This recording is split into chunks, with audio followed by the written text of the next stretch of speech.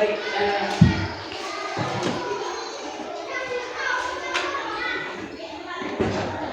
selamat pagi Mama Kepala Sekolah. Selamat pagi bagi Bapak Ibu teman-teman sekalian. Pada kesempatan pagi ini kita semua boleh berkumpul bersama di dalam ruangan ini. Kita akan melewati sebuah agenda, sebuah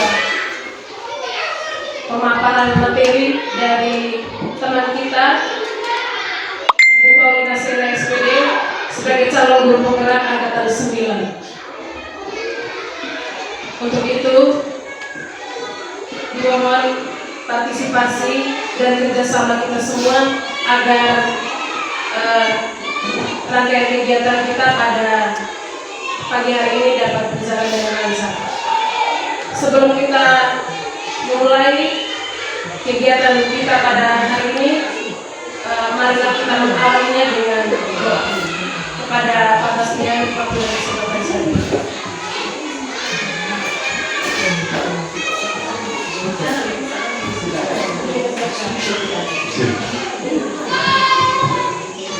Baik, dari itu kita mengajak kita berdoa sebelum kita mulai kegiatan kita pada hari ini. Dalam nama Bapa, Allah dalam surga, syukur berlimpahkan kepadamu karena pagi ini Kau memberikan kami atas kehidupan dan kesehatan untuk menjalankan hari ini. Tuhan, kita sudah mengarah kehidupan kami. Pada hari ini datang kami Ibu Lina sebagai calon guru penggerak akan melaksanakan kegiatan pemaparan materi tentang budaya positif yang berkenaan dengan kegiatan lanjutannya. Kami mohon kiranya kegiatan ini boleh terima bagi Ibu Lina sendiri dan juga bagi kami guru-guru, kiranya mampu dan memberikan semangat bagi kami semua di lembaga ini untuk boleh menjadi guru yang cerdas, guru yang hebat untuk mendidik anak kami di zaman dan keadaan yang serba modern ini. Tuhan, semoga kami sebagai guru kami mampu mendidik anak kami dengan baik. Nama kami dibikin sepanjang masa. Dalam nama Bapa.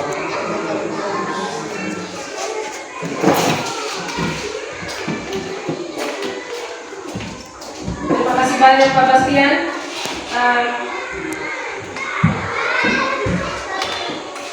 Kesempatan berikutnya saya berikan kepada Mama Kepala Sekolah untuk menyampaikan beberapa hal di awal kegiatan ini.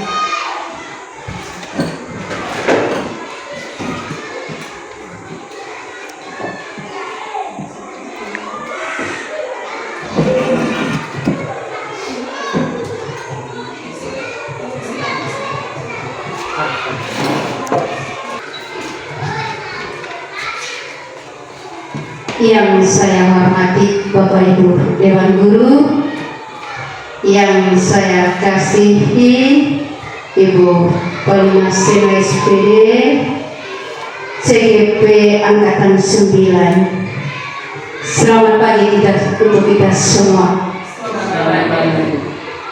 Ya, hari ini Ibu Paulina akan sosialisasi tentang budaya positif. Budaya positif di lingkungan sekolah sangat penting untuk mewujudkan merdeka belajar. Budaya positif meliputi 6 hal.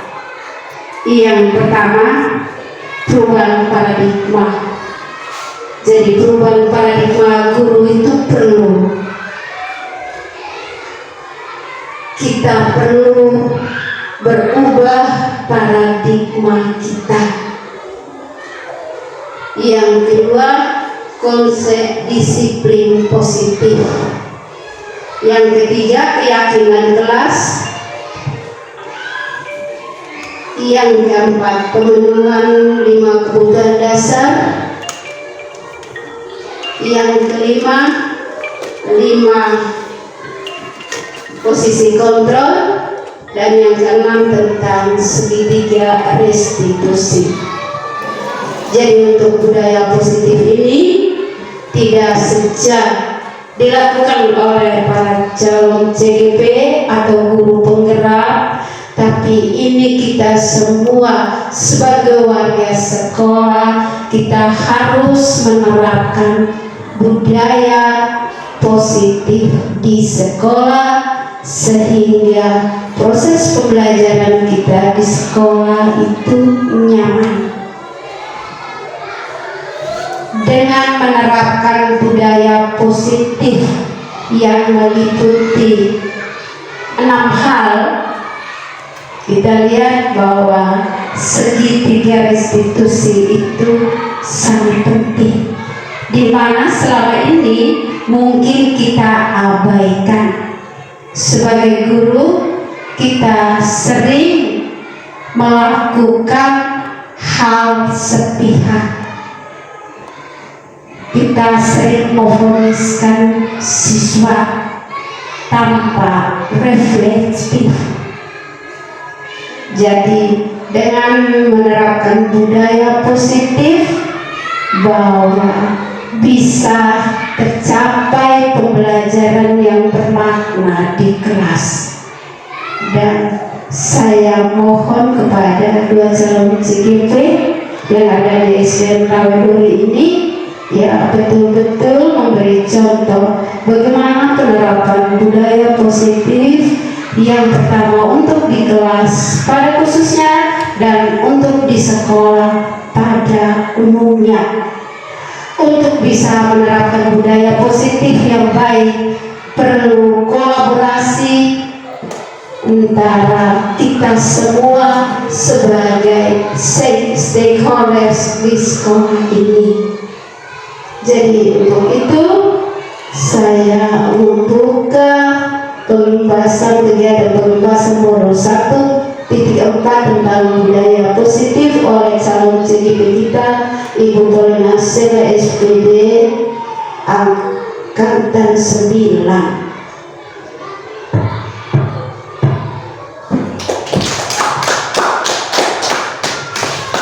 Baik, terima kasih banyak Mama atas beberapa informasi yang berkaitan dengan pemaparan modul budaya positif hari ini.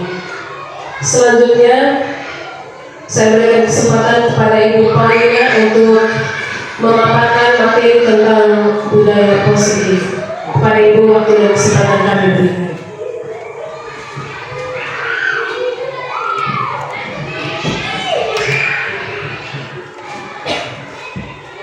Salam berbahagia yang terhormat Ibu Kepala Sekolah, yang terhormat Bapak Ibu Guru Dewan Guru, singkatnya hadirin yang saya banggakan. Yang pertama-tama, mari kita semua bersyukur dan terima kasih kepada Tuhan Yang Maha Esa, karena kita semua yang hadir di ruangan ini dalam keadaan sehat walafiat. Terima kasih banyak pula kepada Ibu Kepala Sekolah, Bapak Ibu Dewan Guru yang pagi hari ini bersedia bersama saya untuk menyelesaikan memaparkan materi modul 1.4 tentang budaya positif yang ada di lembaga SDN Raweduri tercinta ini.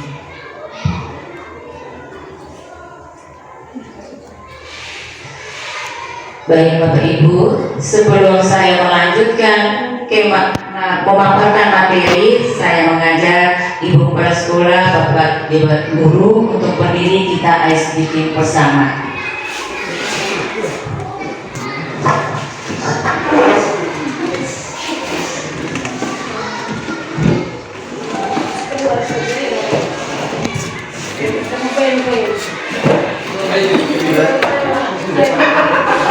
Kayak videonya ya.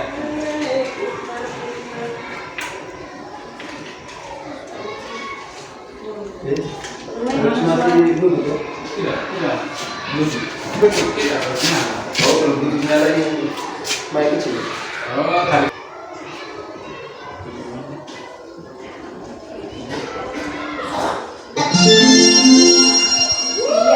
Tangan diputar-putar, bertepuk tangan diputar-putar, peganglah bahu.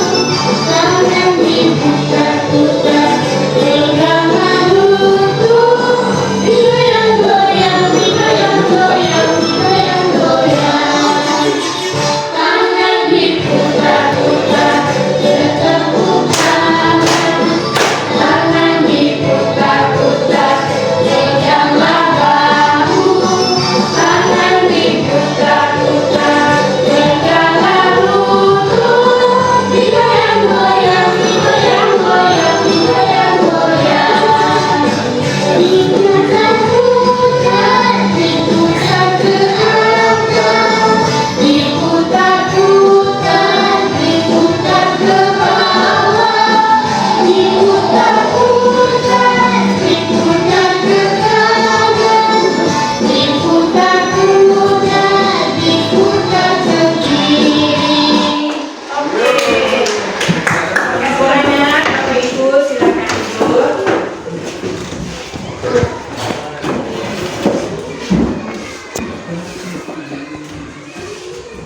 Bapak Ibu,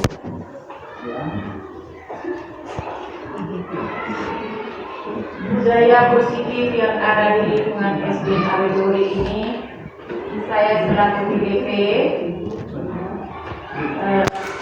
telah menerapkan budaya positif baik bersama Bapak Ibu yang sudah melaksanakan kegiatan di kelas masing-masing.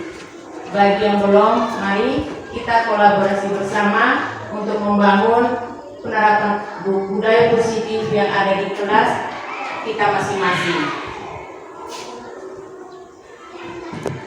Yang pertama, apa makna budaya positif? Apa contoh penerapan positif yang telah kita terapkan di kelas dan di sekolah kita?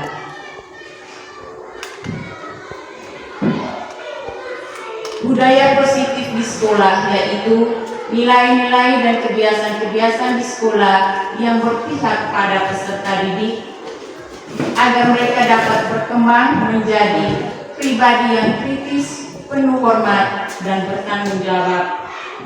Nah, Bapak Ibu di sini saya tambah sedikit bagaimana kita seorang pendidik. Kita adalah pendidik yang menuntun peserta didik kita yang belum bisa melaksanakan budaya positif ini. Mari kita rangkul mereka, bawa mereka ke dalam rel yang tepat agar mereka semua melaksanakan budaya positif yang bertanggung jawab. Budaya positif meliputi apa saja? Bapak Ibu guru hebat, budaya positif meliputi ada 6 hal, yaitu 1. Perubahan paradigma stimulus respon. Yang kedua, konsep disiplin positif. Yang ketiga, keyakinan kelas. Yang keempat, pemenuhan 5 kebutuhan dasar manusia. Yang kelima, posisi kontrol. Yang keenam, segitiga restitusi. Mengapa budaya positif itu penting? Dengan budaya positif dapat menumbuhkan sikap gotong royong, mampu melakukan kegiatan secara bersama-sama sehingga tercipta kolaborasi yang baik antar warga sekolah, adanya rasa peduli satu sama lain, berikutnya seperti mandiri serta bertanggung jawab. Inilah ada salah satu bapak pendidikan kita, guru besar se-Indonesia, yaitu Bapak Ki Hajar Dewantara. Bapak Ki Hajar Dewantara mengatakan, 1. Setiap manusia bukan tabula rasa. Yang kedua, semua anak terlahir dengan bakatnya masing-masing dan unik. Yang ketiga, budi pekerti. Yang keempat, tugas guru kita sebagai pendidik menuntun bakat tersebut agar anak tumbuh dengan selamat dan bahagia. 5. Guru ibarat petani, anak ibarat biji jagung. Yang keenam, kodrat alam dan kodrat zaman. Yang ketujuh, berpihak pada murid. Di sini setambah sedikit, mengapa kita sebagai guru diibaratkan petani. Petani itu dia menyiapkan bibit jagung, terus membersihkan lahan. Setelah itu dia menanam, yang berikut terus menanam, dia memberi pupuk dan mengatur pola air yang secukupnya sehingga jagung itu tumbuhnya bagus dan hasil panennya bagus. Sebaliknya juga kita sebagai pendidik, kita menuntun murid kita. Anak-anak dari rumah sudah punya bakat dan minatnya masing-masing, punya latar belakang ekonomi, punya kemampuan. Bagaimana kita di sini sebagai bapak ibu guru untuk menuntun mereka yang belum memahami pengetahuan yang lebih cerdas seperti anak yang lain. Ada anak yang pintar dan ada anak yang tidak pintar. Kita sebagai pendidik, mereka itu kita menuntun dan memanggil karena mereka itu sudah buang ke luar rel. Mari kita bapak ibu mengajak merangkul mereka supaya mereka masuk di rel yang tepat, membimbing mereka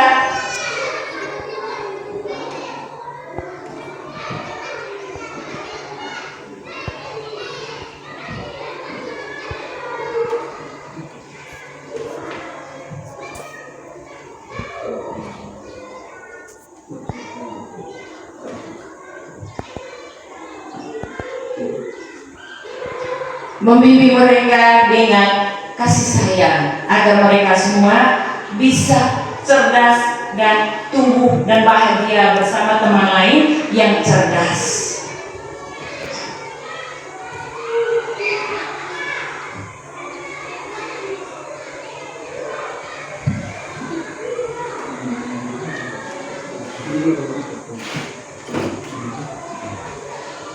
Perubahan paradigma.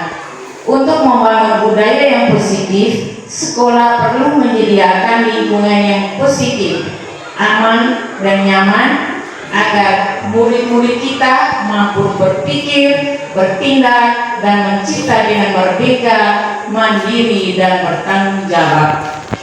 Lazimnya disiplin dikaitkan dengan kontrol. Dalam hal ini, kontrol guru atau kita sebagai pendidik dalam menghadapi murid. Murid itu berbagai karakter. Ada yang nakal, ada yang tidak nakal, ada yang pandai membaca, ada yang tidak pandai membaca. Nah, bagaimana kita sebagai pendidik, itulah fungsi kontrol kita untuk merangkul anak-anak kita yang belum bisa membaca atau menulis dan berhitung.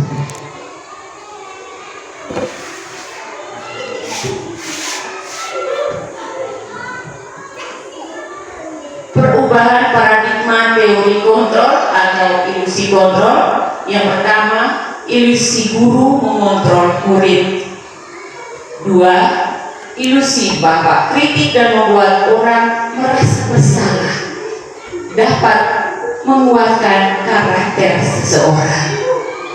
Yang ketiga, ilusi bahwa semua perbuatan positif, efektif, dan bermanfaat.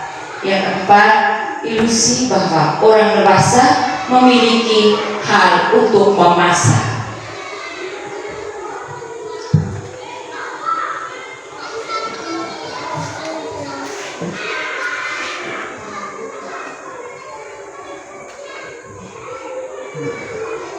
Perubahan paradigma stimulus respon teori kontrol. Bisakah kita mengontrol seseorang? Bapak guru, bagaimana bisakah kita mengontrol seseorang? Baik, kita nyimak materi berikut. stimulus respon, dan teori kontrol.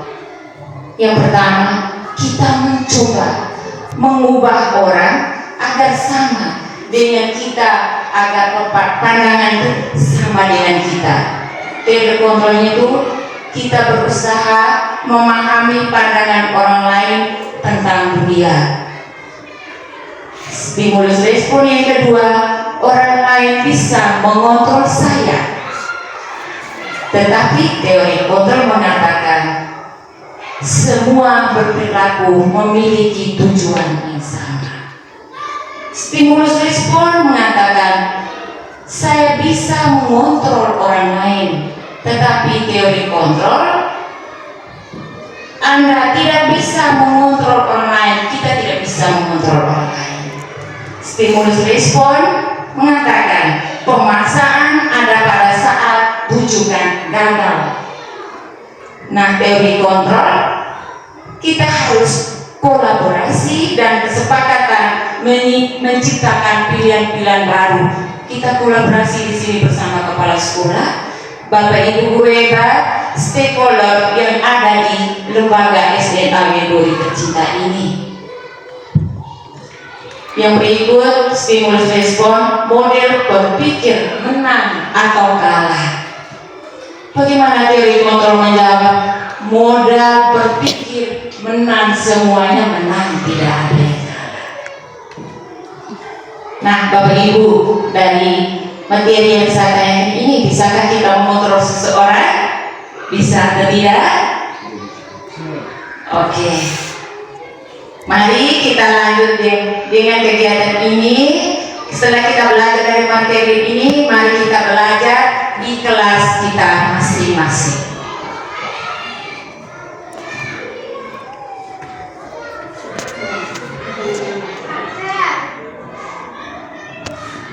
Yang berikut, budaya positif yang ada di lembaga SDNAW Dori, yaitu tentang kata disiplin. Mengapa diomongkan kata disiplin? Berarti yang mengutamakan kita sebagai pendidik. Kalau kita pendidik sudah disiplin, paling pertama pasti kita punya anak-anak mereka tidak mengikuti dengan baik. Kata disiplin sering dikaitkan dengan kata tertib, teratur, dan kepatuhan pada peraturan. Kata disiplin juga sering dihubungkan dengan hukuman, padahal itu sungguh berbeda, karena belajar dengan disiplin tidak harus dengan memberi hukuman. Justru itu adalah salah satu alternatif terakhir, dan kalau perlu tidak digunakan sama sekali yang namanya hukuman. Di sini saya boleh tambah disiplin bagi anak-anak kita.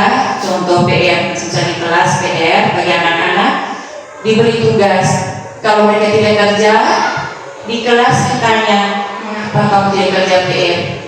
Mereka menjawab, Bu, kami bosan dengan huruf ini, kami tidak bisa membaca. Nah, saya sebagai pendidik, saya harus belajar bakat dan minat anak dan gaya belajar anak. Saya dengan cara saya, dengan sarana yang ada, bisa menggunakan HVS bekas, print itu bacaan untuk anak di kelas 1 untuk membawa di rumah, mereka membaca. Ternyata mereka senang.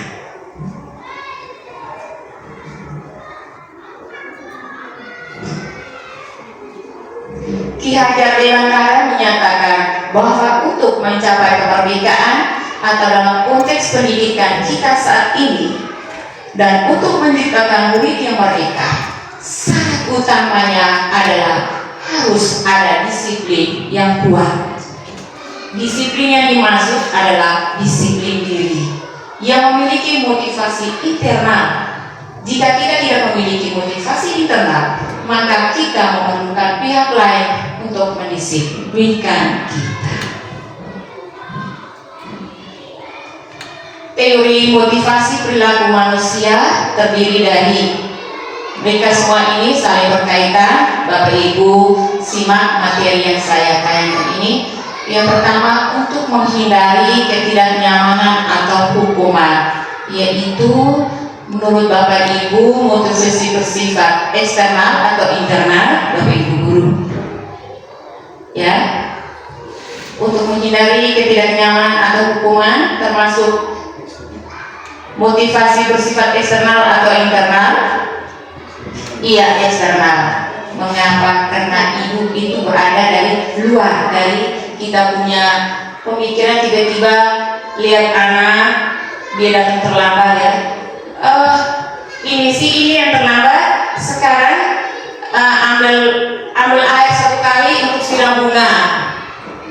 Terus yang kedua, yang tidak berpakaian olahraga, kamu boleh duduk di teras atau baca di perpustakaan. Sebenarnya itu tidak boleh. Mari kita beri kesempatan mereka bersama dengan anak-anak lain supaya mereka itu bahagia. Yang mereka untuk mendapatkan imbalan atau penghargaan. Inilah ada motivasi juga bersifat eksternal. Nah, kalau di kelas kita memberi semangat kepada murid, contohnya yang kita membaca. Ayo nak, ayo sekarang kita membaca. Kalau adik bisa membaca, si junior bisa membaca, dan sebentar ibu kasih dia permen. Nah, itu tidak boleh. Yang berikut, untuk menjadi orang yang mereka inginkan dan menghargai diri sendiri dengan nilai-nilai yang mereka percaya, yaitu dia termasuk motivasi perilakunya bersifat internal, bukan eksternal. Itu berada dari dalam diri sendiri. Bagaimana kita memberi semangat kepada anak kita dengan memberi motivasi, membimbing mereka belajar agar lebih baik masa depan mereka dan cita-cita mereka.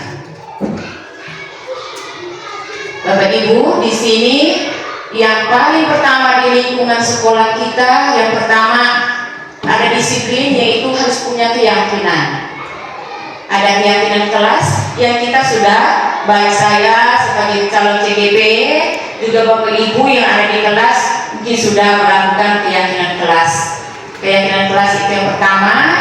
Setelah membuat keyakinan kelas, ada hukuman apabila siswa melanggar 1 atau 2 kali sesuai dengan keyakinan kelas, boleh kita kasih hukuman seperti ia datang terlambat,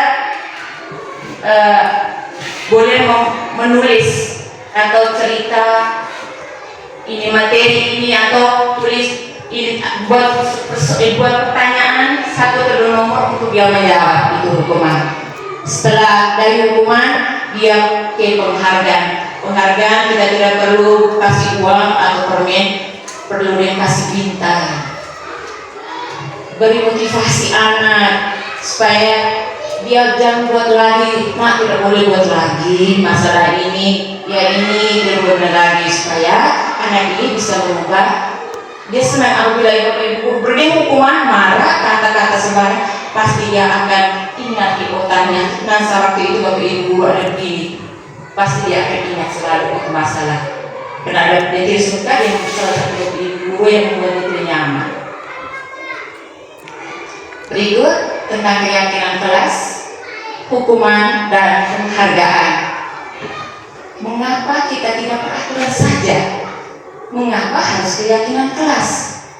Nah, Bapak Ibu, mari kita simak bersama di materi yang saya pakai ini.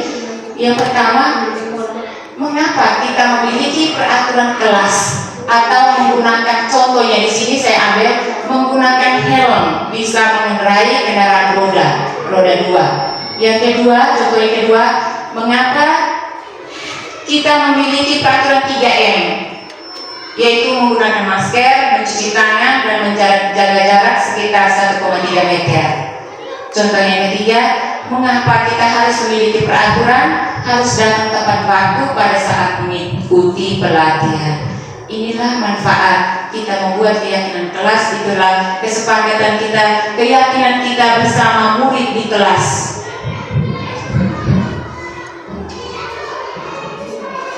Keyakinan kelas. Keyakinan kelas adalah nilai-nilai kebajikan atau prinsip-prinsip yang disepakati bersama secara universal, lepas dari latar belakang, suku, negara, bahasa maupun agama. Yang kedua, menurut Yasen, ini adalah teori kenaikan keyakinan kelas budaya positif, yaitu tentang suatu keyakinan akan lebih memotivasi seseorang dari dalam intrinsik. Seseorang akan lebih bersemangat untuk menjalankan keyakinannya daripada hanya sekedar mengikuti serangkaian peraturan. Nah, Bapak Ibu, di sini keyakinan kelas kita harus bersama dengan murid memberi kesempatan mereka untuk memberi ide-ide dari anak. Mereka membuat keyakinan kelas sendiri, baru dituntun atau baru didamping kita Bapak Ibu guru menjadi keyakinan kelas untuk dipajang dan dilaksanakan bersama dengan penuh tanggung jawab. Pembentukan keyakinan kelas. Yang pertama, keyakinan kelas itu bersifat abstrak daripada beraturan yang rinci dan konkret. Yang kedua, keyakinan kelas berupa pernyataan-pernyataan yang universal. Yang ketiga, keyakinan kelas hendaknya tidak terlalu banyak sehingga mudah diingat dan dipahami. Betul Bapak Ibu, di sini saya tambahkan sedikit, keyakinan kelas itu kita tidak perlu yang banyak-banyak. Sedikit tapi bermanfaat untuk murid dan untuk kita tetap diingat. Setiap kali, wow, kayak punya keyakinan kelas ada begini, ada begini, pasti kami akan ingat terus setiap hari datang sekolah. Baik Bapak Ibu, ini adalah contoh penerapan keyakinan kelas saya. Kemarin saya bersama kelas 4 membuat keyakinan kelas. Ini adalah contoh.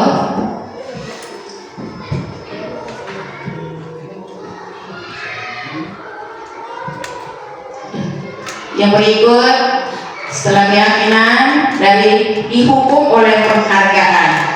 Penghargaan menumbuhkan sikap iri hati. Yang kedua, penghargaan merusak hubungan. Nah, Bapak Ibu di sini dari kita setiap Bapak Ibu guru, kalau memberi penghargaan kepada murid, kita memberi yang mana dulu? Terus memberi penghargaan itu jangan membuat iri hati seseorang. Ada begini si ibu ini, kalau si A dia kasih sakue karena saya tadi pagi saya bisa membaca, dia kasih kue. Nanti si B biar saya yang bisa baca sekarang saya buat onak supaya juga ibu guru kasih sakue. Soalnya kita tidak boleh buat merusak hubungan antara murid dan kita sebagai pendidik. Yang berikut, tindakan guru. Halo Bapak Ibu guru, ini mari kita simak materi tindakan guru ini. Ada hukuman dan konsekuensi. Mencatat 100 kali di dalam buku kalimat, saya tidak akan terlambat lagi. Ini termasuk hukum atau konsekuensi Bapak Ibu guru. Halo? Mencatat 100 kali di dalam buku kalimat, saya tidak akan terlambat lagi. Ini hukuman atau konsekuensi Bapak Ibu guru, hebat. Bagaimana? Iya. Bagaimana? Hukuman. Baik. Yang berikut, lari mengelilingi lapangan bola 2 kali apabila terlambat ke sekolah. Ini termasuk hukuman atau konsekuensi? Hukuman. Bagus. Yang berikut, menggantikan kertas teman yang telah dicoret-coret. Konsekuensi. Membersihkan air yang tersenggol saat belajar. Meminta siswa menanggalkan sepatu karena tidak memakai sepatu hitam. Lari mengelilingi lapangan sebanyak 2 kali karena tidak memakai pakaian olahraga saat jam PNS. Baik, terima kasih banyak Bapak Ibu sudah menjawab. Bapak Ibu hebat, terima kasih. Yang berikut tentang restitusi. Restitusi adalah proses menciptakan kondisi bagi murid untuk memperbaiki kesalahan mereka sehingga mereka tidak bisa kembali pada kelompok mereka dengan karakter yang lebih kuat. Itu menurut Karsen tahun 2004. Ciri-ciri restitusi. Yang pertama, bukan untuk menebus kesalahan, tetapi untuk belajar dari kesalahan. Yang kedua, memperbaiki hubungan. Yang ketiga, tawaran bukan paksaan.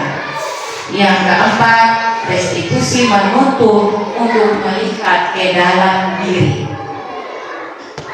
Bapak Ibu, mari kita simak materi yang ciri-ciri restitusi. Mari kita bawa ke kelas kita masing-masing. Yang berikut segitiga restitusi. Bapak Ibu, yang pertama menstabilkan identitas, yang kedua menanyakan keyakinan, ketiga validasi tindakan yang salah. Ada tiga segitiga restitusi itu ada tiga. Yang pertama menstabilkan identitas. Bagaimana kita menghadapi murid yang ada masalah seperti tidak mengerjakan PR. Inilah kita harus menstabilkan identitas lebih dulu. Ada pertanyaan, jangan kita membuat mereka pertanyaan itu bikin mereka marah, mereka dendam terhadap kita. Yang kedua, setelah kita tanya, menanyakan keyakinan murid tersebut dengan yang tidak mengerjakan PR tadi, dengan berdasarkan keyakinan kelas yang kita sudah sepakati bersama. Terus yang berikut, validasi tindakan yang salah. Dari sini segitiga restitusi ini saya mengajak Bapak Ibu guru hebat, mari kita budayakan segitiga restitusi di kelas kita untuk menghadapi setiap murid yang berbeda karakter. Yang berikut Bapak Ibu guru hebat, saya tayangkan video tentang keyakinan kelas.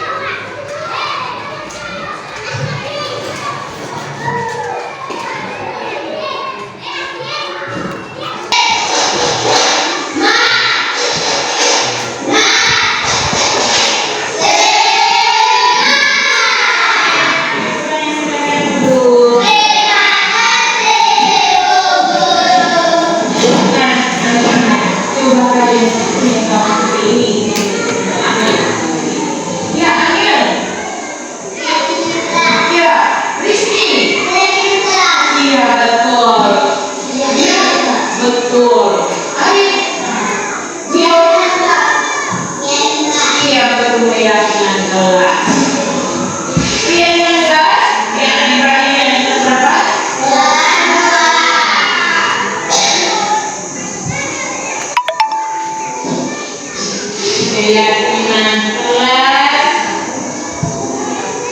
4.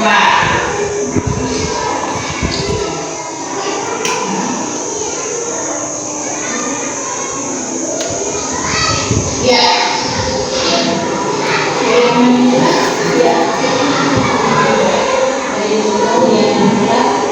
Selamat dalam menjalankan kelas sebagai perjalanan aman dan sukses.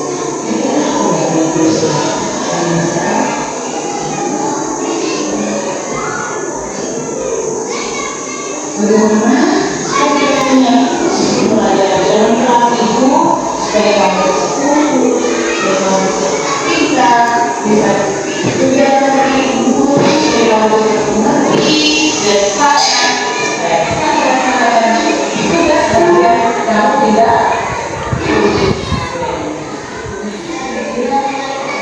Oke, nanti siapa yang ingin balik ke ya? Setiap siswa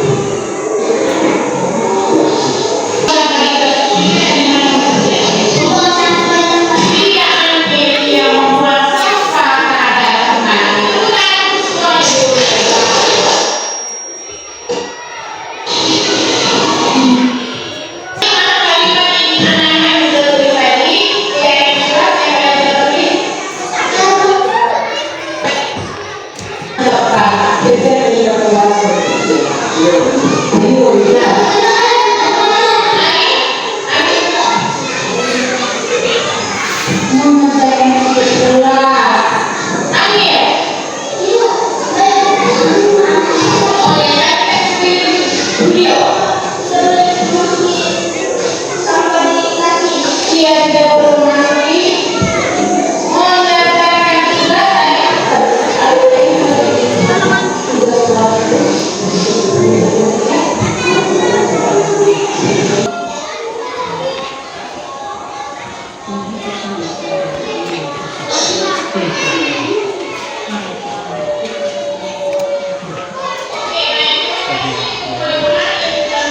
baik Bapak Ibu dulu video tentang kegiatan kelas sampai di sini. Sekarang saya tayang kembali video segitiga restitusi.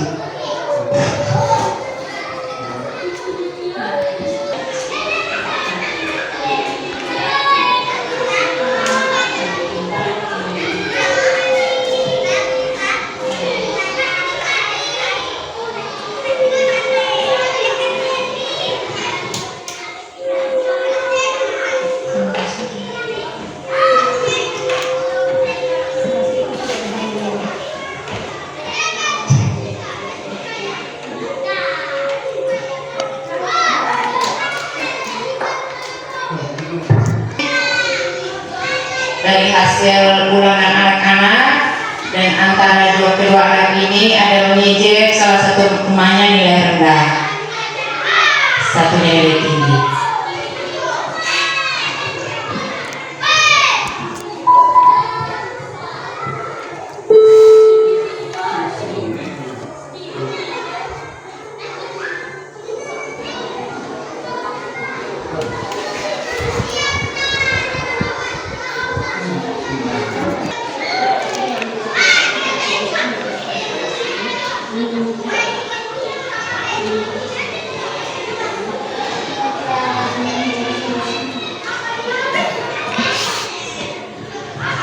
Baik Bapak Ibu, penayangan video dari keyakinan kelas tinggi yaitu kelas 4 dan segitiga restitusi untuk menghadapi suatu masalah bersama anak murid sampai di sini saja.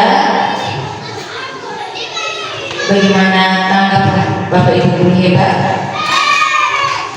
setelah tayang dari video yang saya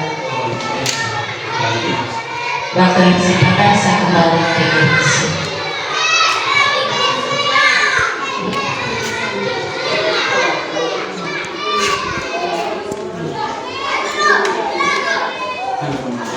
Baik, kita berikan aplaus buat teman-teman yang berguna. Baik, sebelum berikutnya Bapak Ibu teman-teman berguna, sudah begitu banyak materi yang sudah dipaparkan oleh Ibu Lina teman kita tadi. Mungkin dari materi-materi yang disampaikan tadi mungkin ada pertanyaan dari Bapak Ibu, mungkin ada yang belum paham atau belum puas dengan apa yang ditampilkan. Mungkin masih ada hal yang mau ditanyakan, waktu dan kesempatan kami berikan. Mungkin dari pemaparan materi tadi, mungkin masih ada hal-hal yang membuat kita bingung dengan kenyataan yang kita hadapi setiap hari. Kita bisa tanya, Mami Sen, Pak Bastian, Ibu Cindy. Baik, mungkin dari saya dulu jamaah saya sebagai MC, saya juga mungkin saya menanyakan sedikit di dalam penjelasan Ibu tadi tentang disiplin tadi, tentang anak yang datang terlambat, terus dengan anak-anak yang tidak berpakaian olahraga. Lalu sebagai seorang guru kita harus membiarkan mereka, jangan berikan hukuman seperti tadi bahwa anak-anak yang terlambat ini jangan diminta untuk mengalir air untuk menyiram bunga. Jadi mungkin dari saya hanya perlu tanyakan sedikit, kalau memang bisa, kalau mungkin ya, karena ini kebiasaan anak pagi. Kan ada anak-anak tertentu yang mungkin mereka merasa kalau kita terlambat saja, kita ibu guru kuat, kita bahagia, tetap kita masuk dalam barisan, tetap kita ikut ambil bersama itu. Mungkin anak-anak ini bagian lain mungkin mereka merasa biasa-biasa saja, sudah kita terlambat, tidak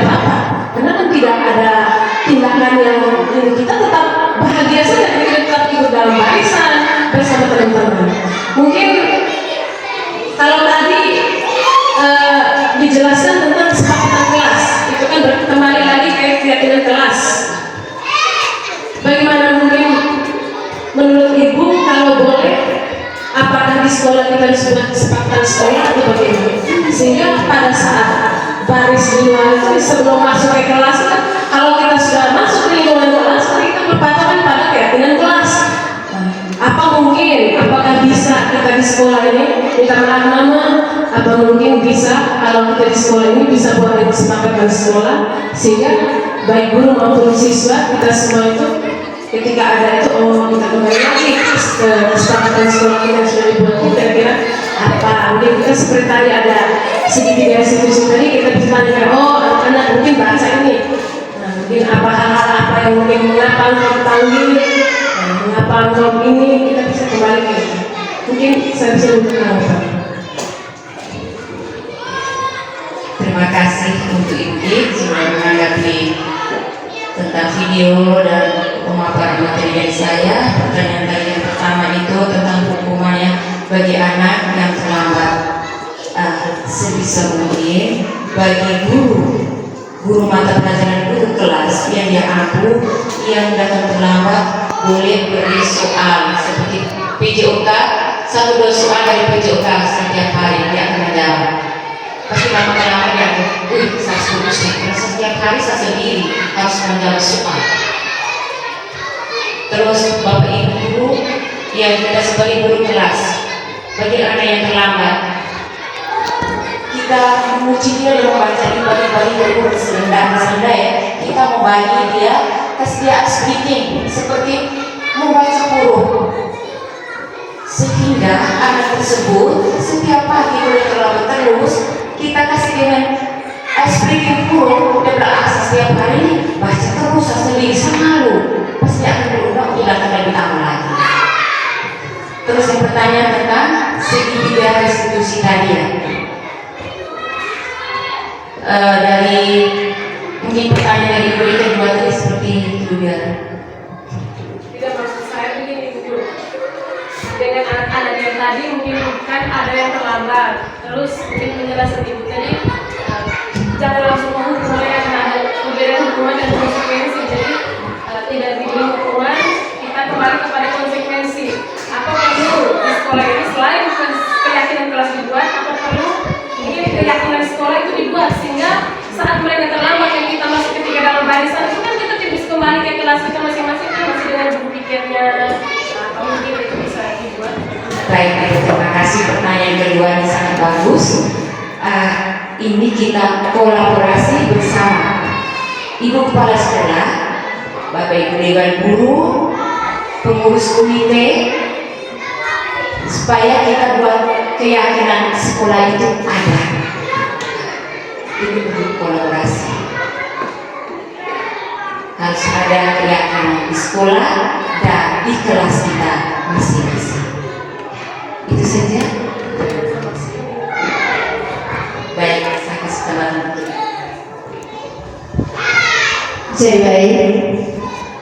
Jadi ini tinggal kata saja yang berubah. Keyakinan dan aturan. Kalau dulu ada tata sekolah, itu ada dan juga dulu pernah diganti di depan kelas 6, kelas 5. Jadi sudah rusak akan diangkat. Jadi ya itu harus kesepakatan dengan komunitas praktis ya di sekolah ini. Kita harus bentuk itu, orang tua, kepala sekolah, guru, siswa, stakeholder yang ada di SDK Bogori. Dan untuk tentang kesepakatan atau keyakinan sekolah itu nanti kita terapkan saat pertemuan komite. Jadi orang tua harus tahu bahwa anaknya berangkat dari rumah itu jam berapa, sehingga tiba di sekolah itu tepat waktu. Itu selain orang tua, kita guru juga harus tiba di sekolah itu tepat waktu, jangan terlambat sampai dengan 8:30. Kita tidak korupsi uang, tapi kita korupsi waktu. Pembelajaran yang harus sudah dijalankan selalu begitu sejak tanpa kehadiran kita seorang guru. Jadi itu saja untuk menanggapi pertanyaan dari Bukit. Jadi untuk yang kedua ini yang saya mau katakan, kalau tadi saya simak dari soal pemaparan itu tidak menjadi masalah. Tinggal sekarang bagaimana penangkapan dari Bapak Ibu guru untuk menerapkannya di kelas. Yang saya mau katakan ini soal video tadi. Video tadi saya lihat untuk kelas 4. Sementara Ibu Lina itu tidak kelas. Kenapa tidak dibuat di kelas 1? Berarti Ibu Lina sudah ada pemikiran kekerasan. Mencapai kelas 1 tidak bisa. Tapi sebenarnya di kelas 1 bisa secara lisan. Kalau anak itu tulis belum lancar, ya jangan cari sesuatu pada mereka. Saya rasa bisa. Sehingga itu tidak diterapkan di kelas tinggi. Itu peraturan kelas 4. Kalau ditanya mana keyakinan kelas 1. Kalau itu kemarin video itu dilakukan di kelas 1, saya rasa bagus sekali. Orang akan melihat bahwa bagaimana seorang guru kelas 1 dengan anak kelas 1, apa yang dia buat untuk menghasilkan sebuah keyakinan atau kesepakatan kelas. Jadi mungkin ke depan tidak usah cari jauh-jauh, di depan mata ada, di kelas itu ada. Kenapa harus lari ke kelas 4? Jadi ini ya sebuah refleksi juga.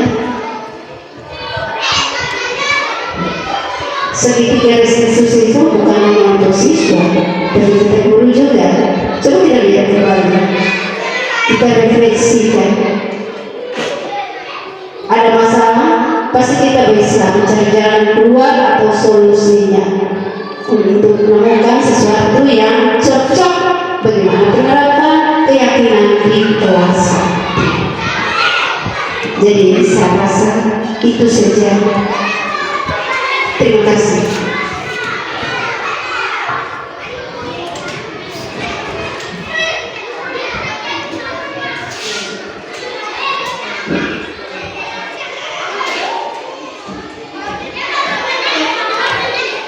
Baik, terima kasih banyak Ibu Guru dari pemaparan materi tadi. Luar biasa. Hanya mungkin ada hal-hal kecil yang itu, tapi secara keseluruhan saya rasa saya dan teman-teman semua memahami dan mungkin menjadi refleksi sehingga bisa kembali ke masing-masing, bisa buat dan diterapkan di masing-masing. Selanjutnya untuk kegiatan kita, lagi-lagi kami meminta kesediaan Mama untuk bisa memberikan penguatan setelah kita sama-sama mendengarkan materi tadi.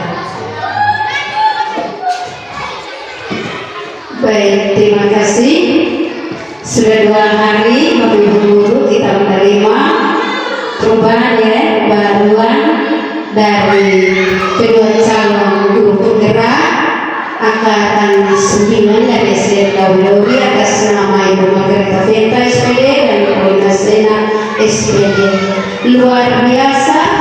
Jadi sebelumnya mari kita berikan aplaus untuk mereka.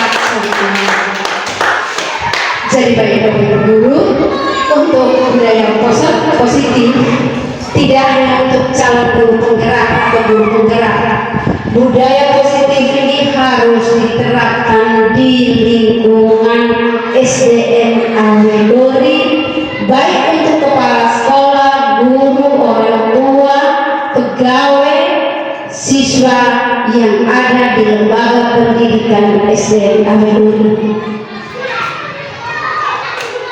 Tadi saya begitu tertarik dengan segitiga diskusinya, di mana selama ini kita guru tidak pernah melakukan itu. Kita sering memvonis anak. Kenapa kau terlambat? Kau sini. Coba tanda jari itu. Kalau bukan jari, lengannya dipegang. Disangka hanya pegang, tapi sebenarnya itu ada melakukan kekerasan. Kita guru belum pernah boleh. Kita mencari tahu mengapa anak itu terlambat ke sekolah. Tapi kita sering mengkambing hitamkan siswa, sini kau terlambat, kau berlutut, kau tidak membawa sesuatu hal yang dipesan oleh guru, kau berlutut, kau cabut rumput. Awal datang ke sekolah sudah berhadapan dengan rumput. Anak tidak ada lagi niatnya, sekarang niatnya dia bawa dari rumah untuk belajar sehingga dia bahagia dan mencapai keselamatan, hilang begitu saja dengan kekerasan yang kita lakukan, baik kekerasan fisik maupun non fisik. Jadi mari dengan materi yang sudah diberikan oleh kedua calon guru penggerak yang telah kita simak, kita terapkan di kelas kita masing-masing. Bagi menunggu mata pelajaran, nanti terapkan di mata pelajaran itu masing-masing ketika Anda berada di ruangan kelas. Saya rasa itu saja. Mari kita berikan dukungan untuk kedua calon CGP kita tergerak, bergerak dan menggerakkan dengan ilmu yang calon CGP berdua terima di tempat pelatihan bersama pengajar pelatih, fasilitator dan instruktur.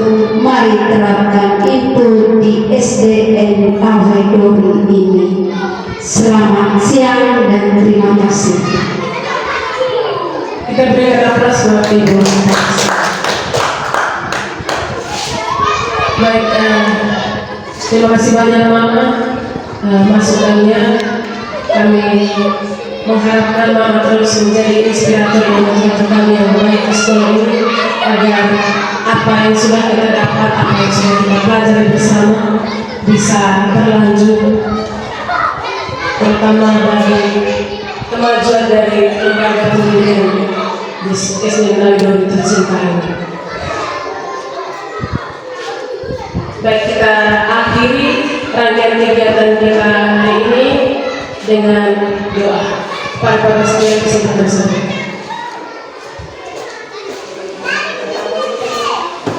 Baik, terima kasih banyak. Dari saat kita sedikit waktu sebelum kedua, ada beberapa hal yang saya sampaikan dalam kesempatan ini. Saya ucapkan banyak terima kasih kepada Ibu Lina, kepada Ibu Vita, calon guru penggerak yang sudah memberikan materi yang dikatakan kami Bapak dan Ibu guru. Terima kasih juga kepada Bapak Kepala Sekolah yang selalu memberikan inspirasi kepada kedua calon guru penggerak ini sehingga mereka mampu menjadi guru yang hebat, teladan untuk kami semua. Kami karena faktor ada beberapa persyaratan yang belum kami penuhi sehingga kami belum saatnya untuk boleh mengikuti kegiatan atau macam seperti ini yang kakak ibu berdua ikuti. Kami terinspirasi dari kegiatannya kakak ibu berdua buat di lembaga ini. Mudah-mudahan ke depan kami juga bisa menjadi guru penggerak untuk kita sama-sama mendidik, membentuk anak kita menjadi lebih baik. Baik, sekali lagi terima kasih banyak. Mari kita tutup kegiatan kita hari ini dengan doa. Dalam nama Bapa dan Putra Roh Kudus, amin. Allah Bapa dalam surga, terima kasih Tuhan atas kesempatan yang penuh rahmat ini. Hari ini kami bersama-sama boleh merayakan Sumpah Pemuda yang ke-95, dan hari ini kami isi dengan kegiatan pemaparan materi oleh rekan kami guru penggerak. Semoga Tuhan materi yang kami dengarkan hari ini boleh berguna bagi kami sebagai guru, sebagai pendidik untuk generasi bangsa yang lebih baik. Tuhan, nama kami puji kini sepanjang masa. Dalam nama Bapa, amin.